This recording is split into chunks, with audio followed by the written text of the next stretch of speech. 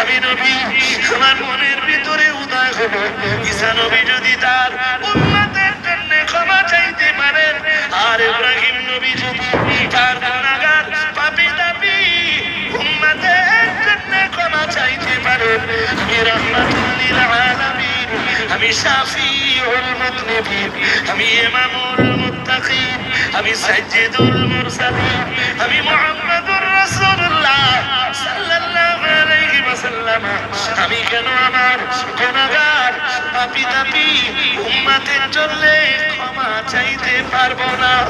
ও বাবাজিরা বাবা, রাহমাতুল লিল আলামিন বলছিলেন, ও ভাই জিবরাইল, তাই আমি নবী আল্লাহ শাহী দরবারে হাত তুললাম, আল্লাহ দরবারে হাত তুলে বললাম, ও রব্বুল আলামিন, উম্মতি উম্মতি আল্লাহুম্মা গফির লি উম্মতি, ও রব্বুল আলামিন, আমার উম্মতের ক্ষমা, আমার উম্মতের ক্ষমা, আমার উম্মতের ক্ষমা, আমার উম্মতের নাজাত, আমার উম্মতের জন্য, আমার উম্মতের নাজাত। ও ভাই জিবরাইল, আমি নবী আমার চোখ দুটো দিয়ে পানি গড়িয়ে পড়তে লাগলো। ও বাবাজিরা বাবা, ফেরেশতা জিবরাইল আমার আল্লাহ তাআলাকে বললেন, ও রব্বুল আলামিন, আল্লাহ আপনার নবী, আপনার নবী তার গুনাহগার উম্মতের জন্য কাঁদে। আপনার নবী শুধু বলেন, আল্লাহুম্মা গফির লি উম্মতি, আল্লাহ আমার উম্মতকে আপনি ক্ষমা করুন, আমার উম্মতকে আপনি ক্ষমা করুন, আমার উম্মতকে আপনি ক্ষমা করুন, ক্ষমা করুন আল্লাহ, ক্ষমা করুন। আমার আল্লাহ বললেন, ও আমার ফেরেশতা জিবরাইল, যাও না আমার নবীর কাছে, আমার নবীরে কান্না কাটা করতে বন্ধ, আমার নবীরে বলো, আমার নবী যেন কান্না কাটা না করেন।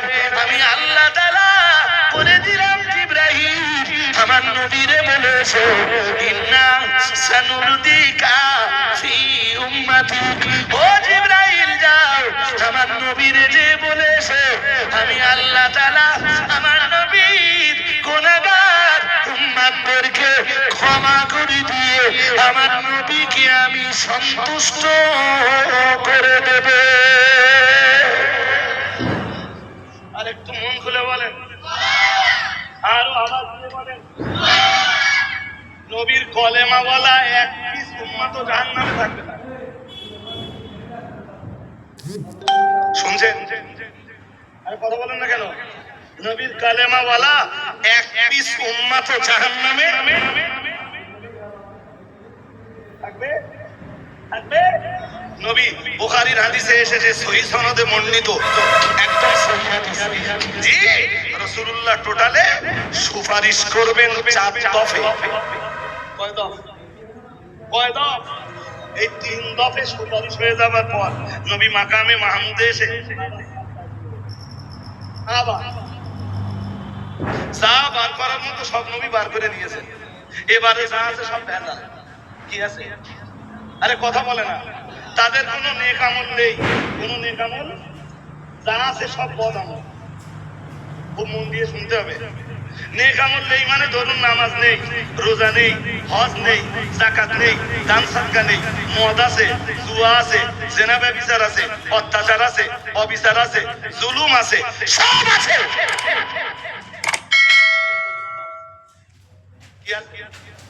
আরে জলদি বলেন না।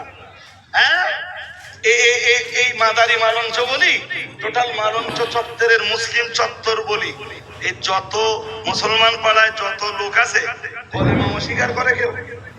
আরে জোর করে বলেন। হ্যাঁ, কি পড়ে? লা ইলাহা ইল্লাল্লাহ মুহাম্মাদুর রাসূলুল্লাহ পড়ে না? পড়ে না? জোর করে বলেন। পড়ে তো? পড়ে। দেখবেন পাপ আছে, কিন্তু কলেমাটাকে কোনোদিন অস্বীকার। দফে নবী যা বার করার মতো আগে 3 দফে সব বার করে দিয়েছেন। ফের নবীজি তাকিয়ে দেখতেছেন, এখনো নবীর লক্ষ লক্ষ উম্মত জাহান্নামী। শুনছেন? শুনছেন? কোরআন শরীফের সূরা দোহা, والضحى والليل إذا سجى ما ودعك ربك وما قلى وللآخرة خير لك من الأولى ولسوف يعطيك ربك فترضى ও মামানিরা বাইনা সূরা দোহার সূরাতুদ দোহার তাফসীর করবার মতো অবকাশ আমার নেই, কিন্তু সূরা দোহার ব্যাখ্যা বিশ্লেষণ দেওয়ার মতো অবকাশ আমার নেই, শুধু কনসেপশনটা দিচ্ছি। এই সূরার ভিতরে মহান আল্লাহ জানিয়েছেন, ও নবী, দুনিয়ায় আমি আল্লাহ আপনাকে যা দিয়েছি, দুনিয়ায় আমি আল্লাহ আপনাকে যা দিয়েছি, আমি আল্লাহ পাক রব্বুল আলামিন বলছি, আর আমি আল্লাহ আখিরাতে পরকালে আমি আল্লাহ আপনার ব্যাপারে বলছি, ওয়ালাল আখিরাতু খায়রুল লাকা মিনাল উলা। দুনিয়ায় আমি আল্লাহ অনেক কিছু দিলাম, বাকি আপনাকে আপনি আর দুনিয়াতে পাবেন না। এবারে যা দিব আপনাকে আমি আল্লাহ আখিরাতে দিব, আর দিব তো এমন কিছু দিব যাতে আপনি খুশি হয়ে যাবেন। ও নবী, দুনিয়ায় যা পেয়েছেন পেয়েছেন, এবারে বলছি দুনিয়ার তুলনায় পরকাল ভালো। কোনকাল ভালো? মানে এবারে যা পাবেন ইহকালে না পরকালে? পরকালে আপনার অনেক কিছু পাওনা গন্ডা আমার কাছে আছে, ওগুলো আমি আন দিব না, তবে আপনাকে এটা বলতে পারি, পরকালে আপনাকে যা দিব আপনি তাতে খুশ হয়ে যাবেন। সুবহানাল্লাহ। কি হবে? আরে কি হবেন? আল্লাহ কি বলতেছেন, কি ওয়াদা করতেছেন? ওয়ালা সাওফা ইউতিকা, খুব তাড়াতাড়ি আল্লাহ আপনাকে আখিরাতে এমন কিছু দিবেন ফাতারদা, যাতে আপনি খুশি হয়ে যাবেন। আর একটু মন খুলে মুসলমান মুখস্থ করতে করতে বাড়ি যাও। আজকে নবী কবর থেকে উঠবেন জান্নাতি লেবাস পরে। সুবহানাল্লাহ। সবাই উঠবেন ন্যাংটো অবস্থায়, বিশ্ব নবী উঠবেন জান্নাতি লেবাস পরে। উঠবার পরেই আল্লাহ বলবেন, ও নবী, জান্নাত উদ্বোধন করে আসুন। আর একটু জান্নাতের ফিতে কাটতে আল্লাহ নবীরে পাঠাবেন। আমি আমি আমি তথ্য দিয়ে বলবার আর অবকাশ পাচ্ছি না। জি, ও নবী, জান্নাত উদ্বোধন করে আসুন। নবী জান্নাত উদ্বোধন করে আসবেন। হাশরের ময়দানের একটাই পতাকা, নাম লিওয়াউল হামদ, আল্লাহ ওটাও বিশ্ব নবীর হাতে ধরিয়ে দেবেন। আর একটু মন খুলে বলতে পারো না?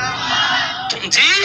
এরপরে হাউজে কাউসার, সেটা আল্লাহ নবীকে দান করবেন। আর একটু মন খুলে বলতে পারেন না?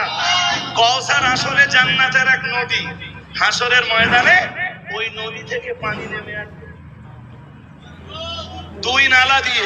নবীজি বলতেছেন, যেই নালা দিয়ে আমার হাউজে জান্নাতের ওই নদী থেকে পানি নেমে আসবে, ওই নালা দুটো, এক নালা হবে সোনার, আর এক নালা হবে রৌপ্য নির্মিত নালা।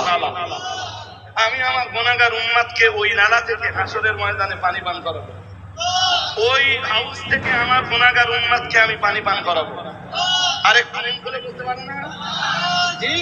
এরপরে আল্লাহ আমার নবীকে দান করবেন শাফাআতের পারমিশন। নবীকে দিবেন মাকামে মাহমুদ। কি দিবেন?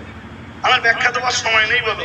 তাহলে জান্নাতি লিবাস পরে উঠবেন, নবী জান্নাত উদ্বোধন করবেন, হাশরের ময়দানের পতাকা পাবেন, হাউজে কাউসার পাবেন, মাকামে মাহমুদ পাবেন।